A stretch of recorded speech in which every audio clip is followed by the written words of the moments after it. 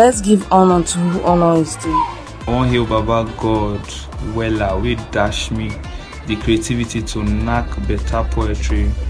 I have been influenced by a lot of writers and poets all over the world as a scholar of English and literature.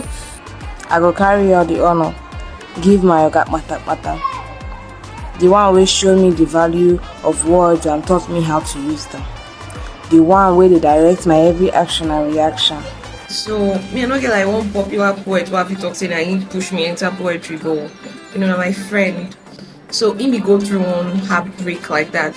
He go enter poetry, go dey express ideas, they express yourself, they invent out all your frustration, everything. And then me go and say, if you use poetry, do all those ones. So with that, I became a poet.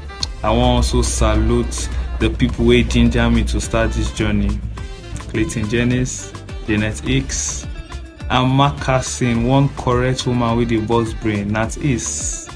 Unknowingly, but he inspired me. But the writer that has most influenced my writing, the poet that inspired me to pick up my pen is Maya Angelou of blessed memory.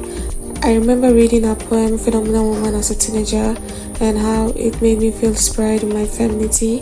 It inspired me to speak out, to be bold, to be unafraid and unashamed. Now my God be the original poet, and we be lines where dey his well-structured sonnets. So happy World Poetry Day to all my people. So I wish everybody happy World Poetry Day. Don't.